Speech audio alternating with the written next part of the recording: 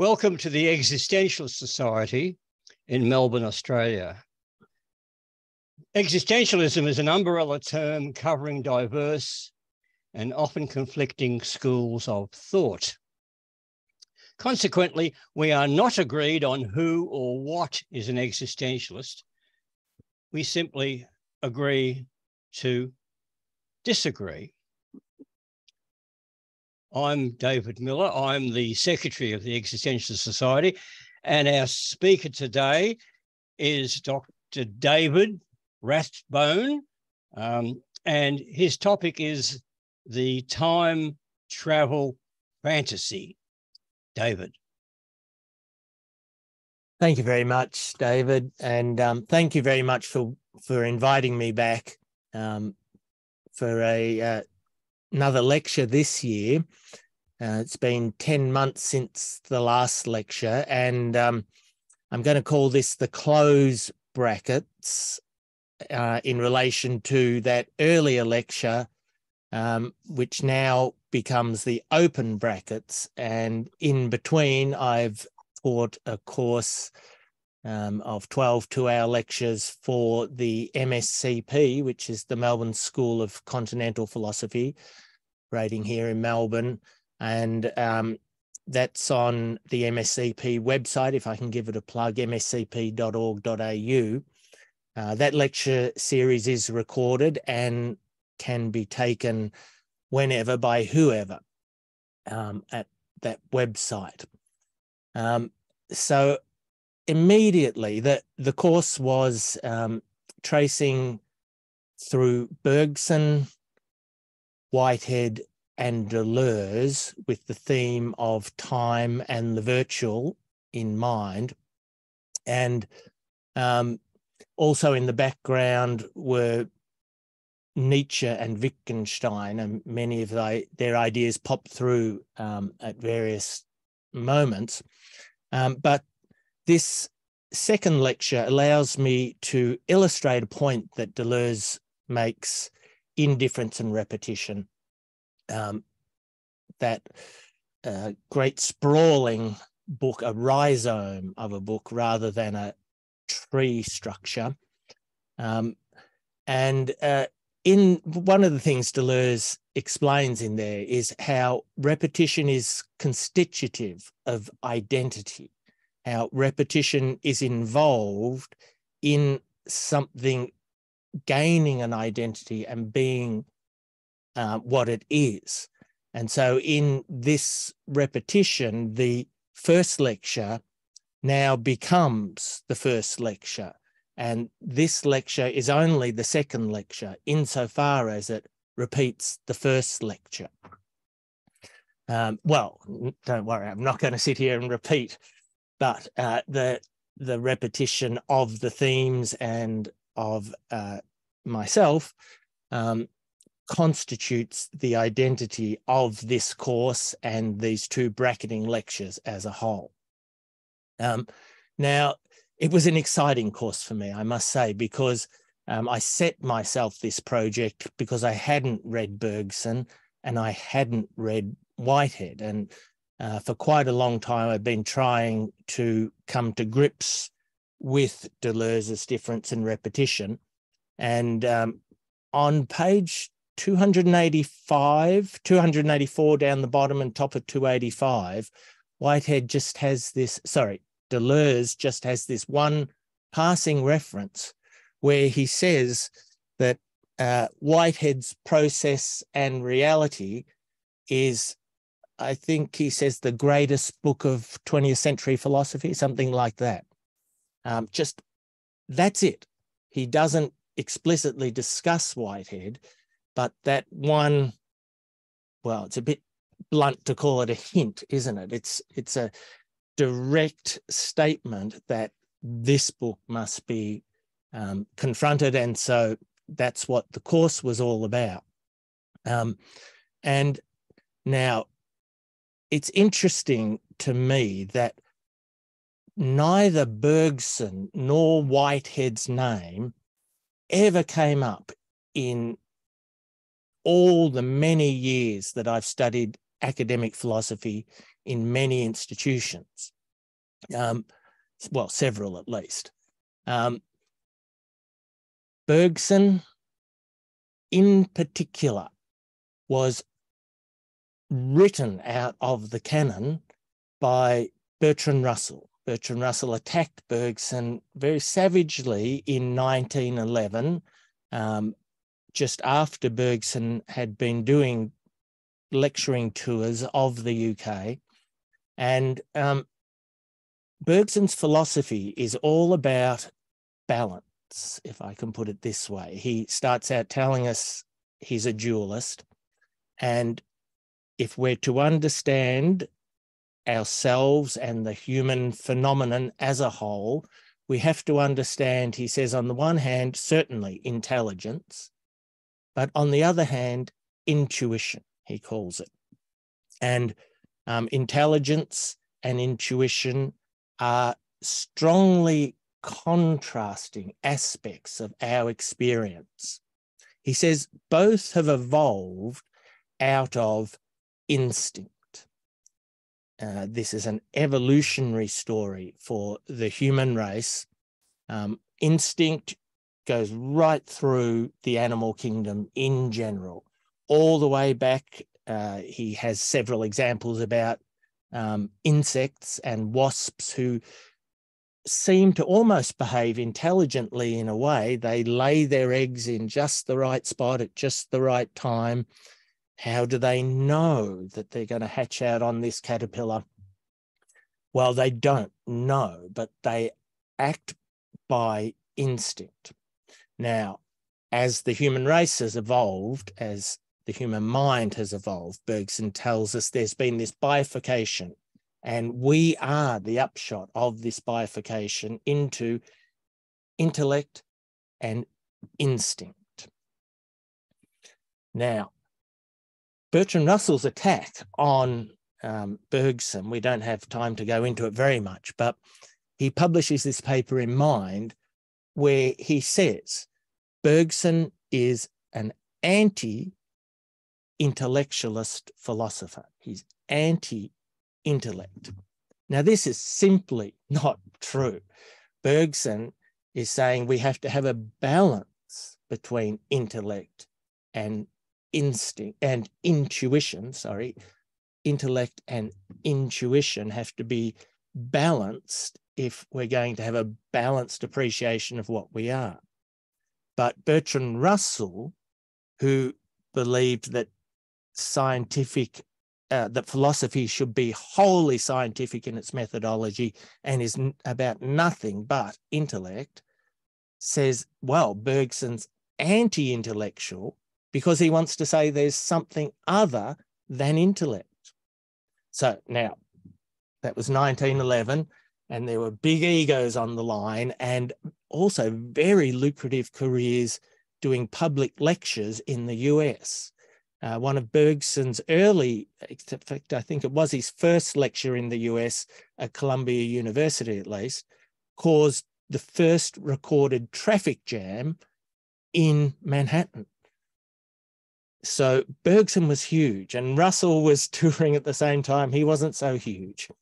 So there was a fight for power really going on there. And now, okay, so that's all in its historical context. But what did Bertrand Russell do when he publishes his History of Western Philosophy? He simply reprints the Mind article unaltered in the 1950s. So he didn't change his mind, and the depth of injustice to Bergson in Russell's so-called critique is really, it's jaw-dropping, and it's significant because it is the beginning of the so-called split between analytic and continental philosophy. It begins right there. And in the course, I reflected on the irony, in a sense, that Bertrand Russell actually goes to prison in the First World War as a pacifist, doesn't want to see a war with Germany. He's very pro-German, but he's also very prejudiced against the French, as a matter of fact. And anyway, he goes to jail as a pacifist, while at the same time beginning what can only be described as a century-long war within philosophy, you might say, between so-called analytic and so-called continental philosophy. So Bergson, well, there was a guy called J. Alexander Gunn who wrote on Bergson, and he was in the Melbourne University philosophy department in the 20s. So Russell's effect slowly percolated throughout the world. But by the post-war era, Bergson was over, and, you know, literally I'd hardly heard of him until really it was Deleuze who brought me back. And of course, I'd seen those volumes in secondhand bookshops and always thought life's too short, but there was no avoiding it. Now, Bergson was an eye-opener because of two, well, you can only really call it prescience, so far ahead of his time. On the one hand, this intuition side of ourselves, it is memory, and but we have to be careful not to work on a kind of computer model here, where we have perception, intelligence, the intellect side is doing its perception in the present moment all the time. And we might think of, well, then it kind of filters through to memory and to the intuition side and gets laid down. And so things come in through perception and then get laid down in memory more or less imperfectly. But Bergson points out this is not how memory works. When we remember something, we do not hallucinate. We do not see it happening again. It does not reactivate a perception. If you remember the hour before this lecture, whatever you were doing, you don't see it again. You don't experience it again.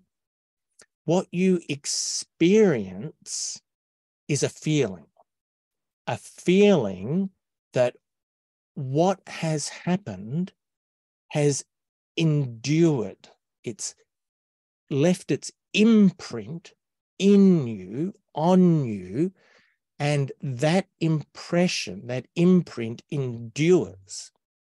So when we remember, we're not bringing something back from the past, we're just getting the present end of that duration and hooking it back up to the here and now and remembering, as we say. So that's not like computer memory, right? That's not having the data written down, which is then recalled. No, it's our involvement in the world getting imprinted upon us and then being available to bring about present, not perceptions, but feelings of what it was like to experience that. Now, Bergson wants to tell us both intellect and intuition, they're all kinds of actions. We have to think of ourselves not as a container. We think it's a very misleading metaphor that we have this container on our shoulders and data pours into it and we have it in here. The very inside-outside dichotomy is misleading, Bergson wants to tell us, in the usual way we think of it. He says, don't think of yourself as a container. Think of yourself as a conductor. In perception, you plug into the world, and the actions in the world, literal physical actions, stimulate literal physical actions flowing through all your senses, all your nerve inputs, creating actual changes in your body and connecting back to actions, things your body does. So in response to this perception, you act in this way. In response to the falling tree, you step out of the way and don't get squashed. The memory is also a kind of action, but he calls it and introduces this term that in retrospect has become so important for thinking today. He calls it virtual. Our memories are virtual actions. And what we have to see about them is that they endure. They are duration. In perception, come and gone. Blink your eyes and the world's changed already. Inside, in this problematic way, that is not really an inside versus an outside, that's where we have our experience of duration. Now, this is going to become crucially important today, because what he wants to try and get us to see is that in physics, in science, which of course is elaboration of intelligence, quantitative methods, objective standards, everything we know about science, there is a procedure that we call abstraction. And with abstraction, we take time and we say, call it T. Let time equal T, and T is a real number.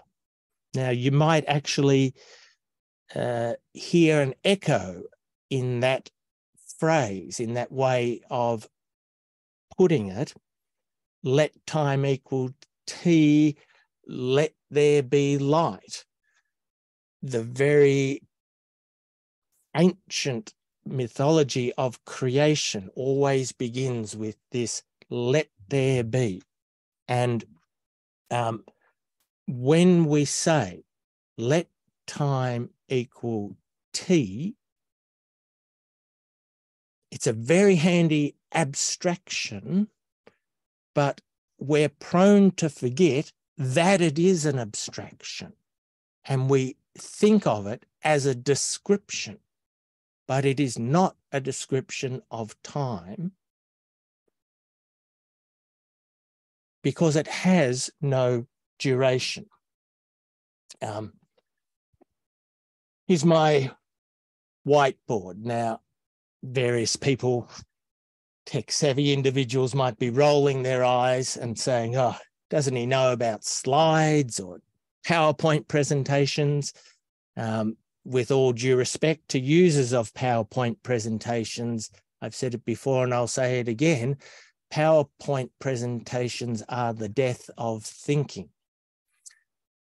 Thinking is something, it's difficult, it's hard to do it, to be every single word trying to choose carefully and be thinking about what we're saying and doing. Well, by waving my whiteboard around, I'm on one level trying to, and here comes Ludwig Wittgenstein, who I said was in the background. He's popping his head through the foreground at the moment and saying, right, now I've been trying to tell you there's a big difference that you need to think about between what you say and what you show. Sometimes they go together nicely when you're telling the truth. Sometimes when you're telling a lie, they're complete opposite. But there's a lot more to it, because everything we say shows something. Now, what I am trying to show by using my low-tech whiteboard is that we must remember that we are using a tool here, a very powerful tool, and tools do have a tendency, if we don't think about it while we're using them, to well, we fetishize them. We turn them into some kind of magical object that does all sorts of amazing things. And by sort of dragging in this, as we say, IRL object here, in order to do some representing in due course, trying to show that we need to remind ourselves that this is just a tool we're using. And the virtual is, if we take Bergson's point, been part of our experience ever since human consciousness began. The virtual is really the principle by which at least the intuition aspect of the human mind actually works. And so with this wonderful tool we've built, this computer, the virtual world is really just bringing out what's implicit in us, making more explicit and more available what was always implicit in the way our minds worked. And Bergson's prescience actually goes even further, I think, because I was really struck with, on the other side, on the intelligence side, his point that intelligence has always been the ability to fabricate tools. It begins with the first fabrication of the first tools, stone axes. Don't want to be too reductive, but it's definitely all in the same ballpark. The birth of intelligence, the ability to make tools, and the ability to abstract, to say, I can make this thing and it will cut this bit of wood, but then I can take it over to this other bit of wood, or any bit of wood. Who knows what bit of wood I'm going to find? And this tool can cut it. And level of abstraction has already begun there. So with this theme of Bergson's prescience, what he wants to tell us is that the question is, have we created artificial intelligence? And he wants to say, well, intelligence was always artificial. The artificial is what intelligence is all about. It's about being able to make and fabricate to an artifice, a tool, or some kind of more abstract thing like a work of art. They're all fabrications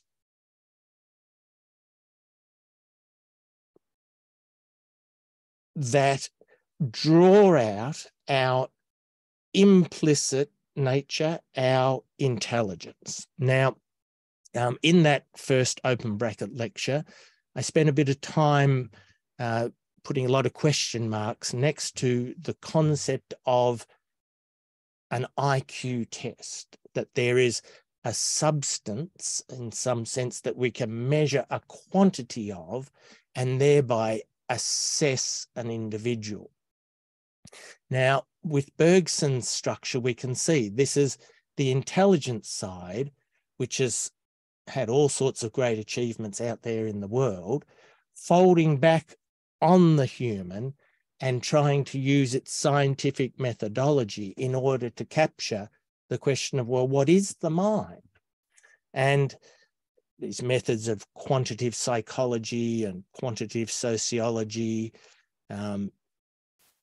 economics as well, they can go a certain way to help us get a grip on the mind, but they can only go so far. They cannot capture intuition. Intuition has to be felt. Intuition has to be experienced. Intuition is personal. Whereas everything that's happening on the intellect side, that's about cancelling out personality, right? The scientist doesn't talk about anything personal in their scientific papers. And part of scientific methodology is being able to take the personal out, to be totally abstract. And that's what fails us when it comes to saying what intuition is. Intuition is what you're having right now. Intuition is what I'm having right now, because these durations, they might be months, they might be years, they might be centuries, they might need mathematical, scientific notation, such long spans of time, or, and we're really moving into Whitehead here, but that's not important, they can get as short as you like. And that's still how we have to understand time, that in order to be listening to this sentence, you have to be hanging on to the beginning of it. That has to be enduring in you, in a sense, to get to the end and have the sentence as a whole. All right, so I just want to clarify a couple of points of terminology in order to proceed clearly here. I want to distinguish very clearly concepts from ideas. Concepts are relations between objects in a way.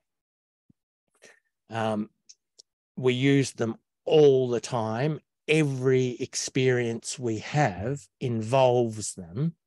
And the standard picture is that we have the concept, let's say up here, and down here we have the substance, whatever it is.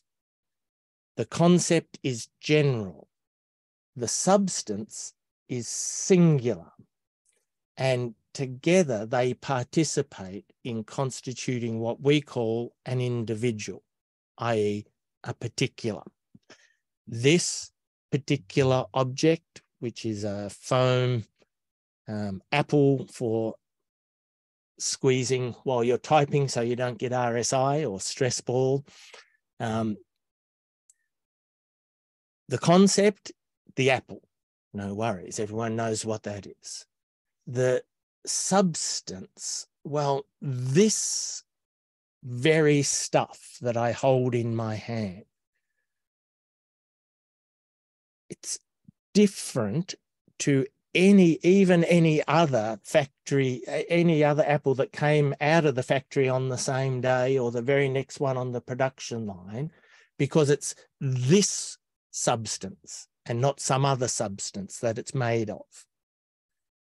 But now, note, we don't really have a concept of substance. Well, perhaps we can come back to that in question time. But the point is that the substance, the singular, unique substance, participates with the general concept, and you have this particular individual. Now, the point I'm trying to bring out is that concepts can be pictured. Like the concept of a chair, you can picture a chair. The concept of a table, you can picture a table. So on and so on. Any concept I care to name, your imagination, again, you don't hallucinate a chair when you imagine a chair. Notice that. You can think of a chair. You describe it as maybe chair-like feelings, something going on in your mind. You think of a chair.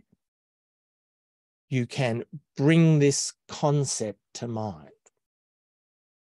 Now, ideas, on the other hand, there is no picture for an idea. Let's take the idea of justice. If I say to you, draw me a picture of justice, you can only draw me a picture of an example of justice. of some series of events which bring about justice. In other words, a whole lot of individual particulars, which you do have concepts of, being used in a certain way, symbolize justice. No picture, only a symbol. Very simple example, let's say you being a healthy, fit person are sitting on a tram, and some elderly person struggling with a heavy load gets on, and thinking about it, you stand up and you say, oh, here, have a seat. The train's full, the tram's full, there's no seats. You give your seat to the elderly person and they sit down. Okay, a tiny little example of justice. There's something just about that, isn't there? That seems right, good, just. But what we've done is got a set of an imaginary scenario with a set of concepts, chair, train, a person's age, all these things, and the way events have transpired shows you a symbol of justice, not a picture of justice, but it symbolizes justice. Now, come to my deliberately low-tech whiteboard here. You can see up the top here, the three little drawings. Get my reversing of left and right. Right, there we go. Now, the first one is a dot. And in geometry, we call that a point. But it's not actually a point, is it? Because a point, by definition in geometry, has no dimension. But in order to make a mark on the whiteboard, I had to give it a dimension. It has a specific size, or you could not see it. It is not a point, it is a symbol of a point. Here we have a line. In geometry, by definition, a line has only one dimension, no thickness. But in order to write it on the whiteboard, I had to give it a thickness. I cannot draw a picture, a literal picture of a line. I can only give you a symbol, likewise for a plane. You see the point. A point, a line, and a plane in the geometrical mathematical sense are ideas. And you have to have a symbol to access ideas. Now, I've written 1, 2, and 3 under it. 1, 2, and 3. And we use these so often that you probably think of them as kind of names or something. But they are symbols. They are symbols of ideas. The ideas 1, 2, 3, which you all have, or you have access to, almost too simple to notice what I'm saying. But this is what philosophy is all about, making what goes without saying explicit. What is too obvious to put into words, to try and put into words. So what we've seen here is that we have this amazing ability called abstraction. And it already begins with concepts. And if anyone has tried to teach a very young child to speak, then you've kind of had direct experience of what I'm trying to talk about here. To get a concept, you have to be able to ignore the differences between things in order to see them as the same. So this chair, that chair, the other chair, all the different chairs in the house, don't bother. Don't worry that they're green or red, what color or what material or how they're made or their shape up to a certain point. Ignore those things as irrelevant and notice that they are all chairs. Now, getting concepts like this is something that really one of the very first levels of abstraction that a young child achieves, and must have been achieved also by our very distant ancestors a couple of million years ago. First, well, actually, Whitehead wants to tell us, and we'll come to this, not the first, but one of the very first levels of abstraction, getting concepts. But when we get a bit older, we get initiated into the realm of ideas when we begin to learn mathematics. And as you know, at first, you have to manipulate objects in the real world, have representations, have pictures. 2 + 3 = 5. You do it by counting on your fingers. And you know you've actually begun to learn mathematics when you don't have to count on your fingers anymore. You have direct access to the idea. The numbers are ideas in the simplest sense of idea. Of course, other ideas are much more complicated, like justice or hope or truth. And we're trying to get to this core idea, time. So we can orient ourselves in the world of ideas. And the marvelous thing is ideas are all connected with each other. And once we've done the abstraction, then getting into ideas, it's a very exciting experience. So exciting for science that it has forgotten that calling time t, a real number t, is an abstraction, not a description. It is an abstraction to an idea. An idea that time has the properties of the real number line. Time can go backwards or forwards. In other words, it is a dimension. Di being 2 and mensura being Latin for measure, 2 ways to measure, a stereo measure, if you like. How far to the left, how far to the right, how far up, how far down, how far forward, how far backward. There's our 3 spatial dimensions, dimensions, right? Now, calling time t, is that a description? No, it is not a description. It is a necessary first step of abstraction in order to get the maths going, to get the mathematical model up and running. So, and that mathematical model, fantastically powerful, brilliant.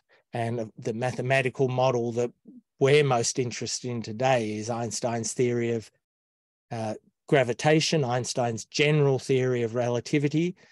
And where I'm coming from is what Whitehead says in these 2 crucial little books, in the introductions, the concept of nature and the principles of natural knowledge, where he explains Einstein's mathematics is brilliant and led to fantastic predictions that have been confirmed by observation, but it's embedded in a terrible philosophy of time. And that's okay. That doesn't affect the mathematics, but it's forgetting that that first level of that first act of abstraction to the idea of time as a real number, go through all the complicated mathematics of tensor algebra. I won't even explain what those words mean, but the maths gets very complicated. But at the end of those maths, there's a crucial last step that typically is not taken. The results have to be translated back down from the level of ideas to concrete reality. In other words, the theory has to be interpreted. The theory does not contain its own interpretation, and we have to interpret what it means. And what we have to do is realize that T has to be understood as an abstraction and thought through, what does it mean to make it concrete again? Because the results of the mathematical model aren't actually about reality until they get interpreted. So,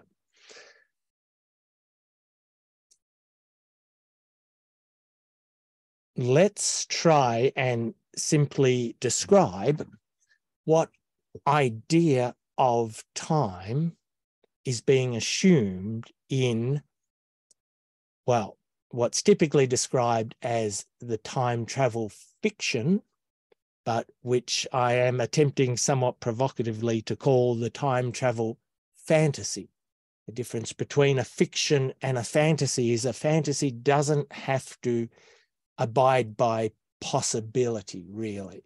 Something can happen in a fantasy novel and a pedantic person will say, oh, well, that's impossible. That could never happen. And the person who enjoys reading that kind of novel can just say, well, it's magic and that's what it's all about. So, difference between a fantasy and a sober fiction, can I say? Okay, so what I'm trying to suggest will be that time travel is a sheer fantasy and not at all a fiction. So let's try and make explicit what idea of time is being assumed in time travel fiction. Firstly, it's assumed that time can be partitioned. We know what it means to partition something to, if you've got a whole lot of, I don't know, a body of water, we can get a container and partition off part of that water and take it away to another place. Now, there are three physical quantities, phenomena, I'm not quite sure what word to reach for here, but three cornerstones of the very concept of physical reality that we work with that are what I'll call holistic. Gravity, space, and time. Let's take gravity first. We know that you can't build a gravity shield. Architects don't design buildings to keep the gravity out. Gravity is there in the background as what makes architecture possible. You build from the foundation to the roof because of gravity. With gravity, you use gravity. Gravity permeates everything. And there is no way to build a container to keep gravity out. Likewise with space. We can partition off parts of space, but it just doesn't make sense to talk about a container that keeps space out. It doesn't have empty space in it. It just has nothing, no space. There has to be space inside, even if it's totally empty. Although, as we know, if we're up with our popular science, that even empty space has vacuum energy, has quantum fields, has gravitational fields, has the spatial field, so to speak, and we come to time. Yes, quantum mechanics talks about a temporal field as well. So without getting into any of the complicated science, we can simply, by reflection, see that the idea that we can partition time is a radical misunderstanding. It's just the wrong, it's a mistaken idea. If you just think about it, you see time cannot be partitioned. But the very first thing that happens in time travel fantasy is that inside the machine, whether it's in H.G. Wells' Time Traveller's Machine or in Doctor Who's TARDIS, in the machine, a section of time is partitioned off. It's the time you're in, and you carry that part of time back to the past or towards the future, and you can move your time around in world time. But time is a whole. You can't move part of time in time without, if you go backwards in time, you get younger. Put it that way. If you go forwards in time, you get older. Even that might not be possible, but we'll say. Now, the next assumption, trying to unpack this implicit concept of time that time travel fantasy is working on, is that time is a dimension. But if we've taken the point to see that, well, no, even the shortest time is a duration, and there is a tiny, mind-bogglingly short length of time called the Planck length, in quantum mechanics 10 to the minus 42 seconds or something like that, where the very concept of duration seems to reach a minimum, at least according to current scientific understanding. Even there, it's still a duration. It's still a length. We cannot do away with the character of time that sees that it is a duration. So a real number is not a description of a duration at all. Because for a start, there can't be a duration of zero, can there? Duration of zero is a kind of self-defeating idea. And a negative duration, well, that's even less coherent a concept.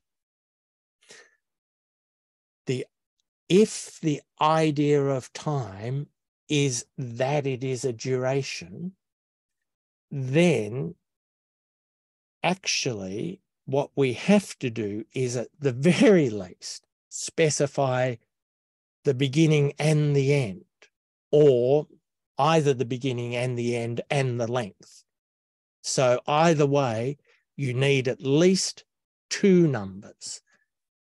to specify time, not one. In physics, quantities that can be specified by one number are called scalar quantities, temperature being most obvious example. The temperature can be measured with a single number. And the assumption of physics is that time is a scalar quantity. But if this thought about duration is right, then time is not a scalar quantity at all. Time is, well, let's call it a vector quantity. Now, a vector quantity is usually used to describe velocity. So you have a point plus an arrow, and the arrow shows the direction of the velocity, but also the length shows the speed of the velocity. So you've actually got three quantities there. You've got the point in space where the thing is. You've got how fast it's moving, i.e. the length of the arrow, and you've got an angle, which is not only 360 degrees, but it has to be three-dimensional, and hence all the stuff about matrix algebra and so on. But this scalar quantity takes three numbers to specify this physical quantity. So what I'm suggesting, not that time has a direction, a vector makes you think of a direction, and at the moment I'm just trying to say, well, you at the least you have to have just two numbers. So that changes the mathematics enormously to begin.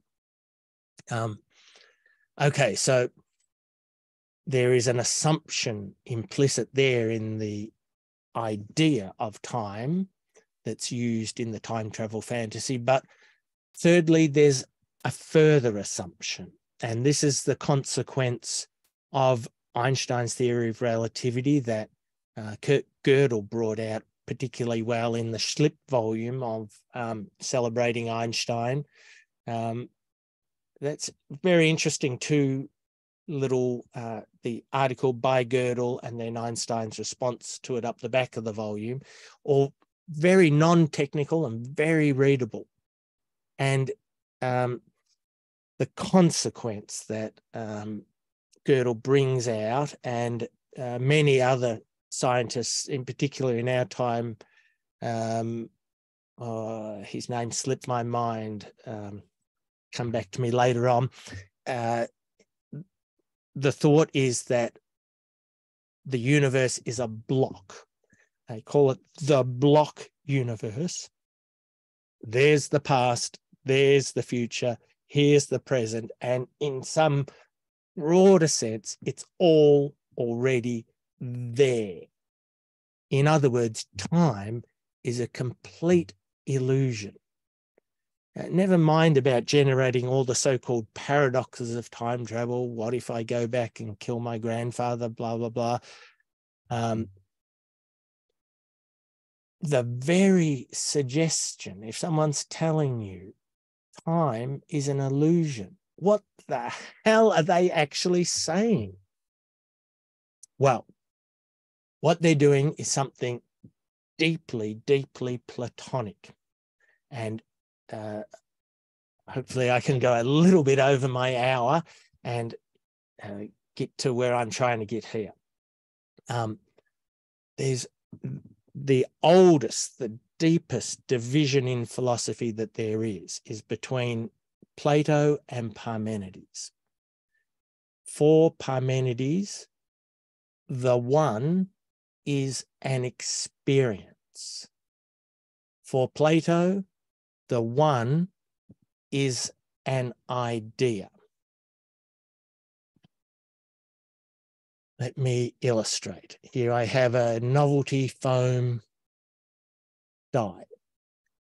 And As soon as you see it, what do you see? You see the whole dice. There it is.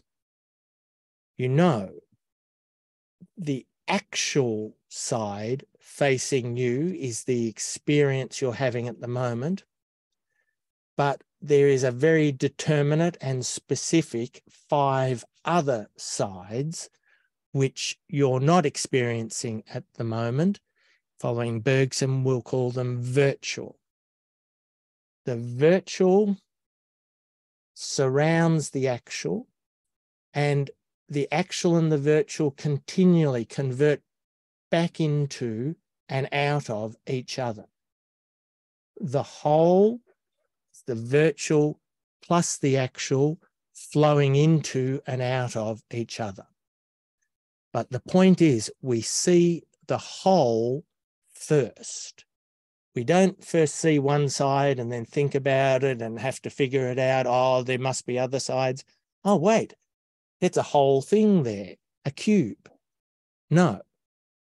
Immediately, in the first instance, you see the whole. You see me as a whole. You see everything here as a whole. You see your computer as a whole. You see everything in your room around you. Wholes everywhere connecting up until there's the whole whole. Now, we have to distinguish the virtual from the possible.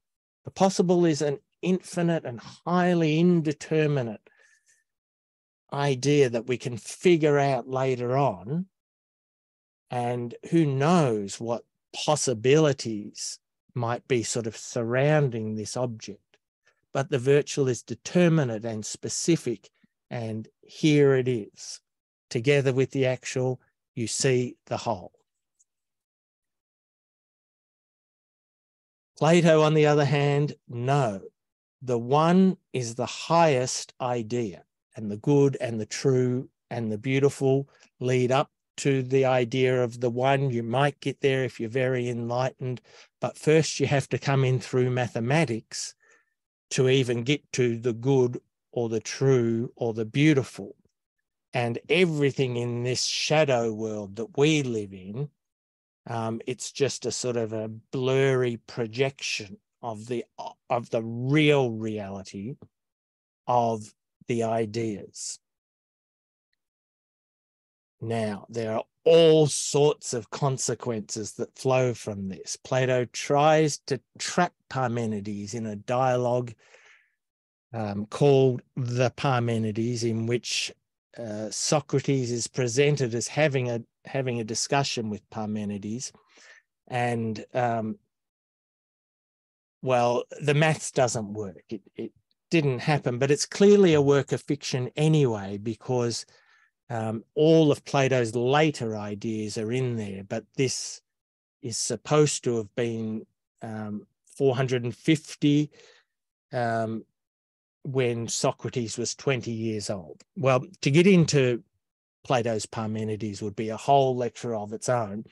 All I'm trying to say here is that Plato's Parmenides is a maze which tries to capture the real Parmenides ideas and run them through this course of either or, either or, either or, either or. Everywhere the whole dialogue is structured in this huge arboreal tree-like structure, branching either or, either or, either or.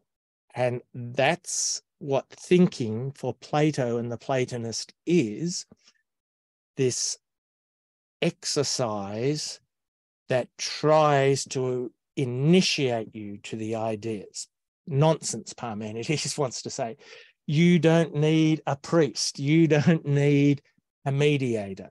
You are not trying to escape this world. It is not a prison you have been thrown into. You see the whole straight away. It is your immediate experience. So, just to try and wrap up now, and just to summarize, what's going on in physics is that time is being abstracted, and that's a necessary step of abstraction to get the mathematics going. But no one's thinking about if that's the right abstraction. Is it a scalar quantity?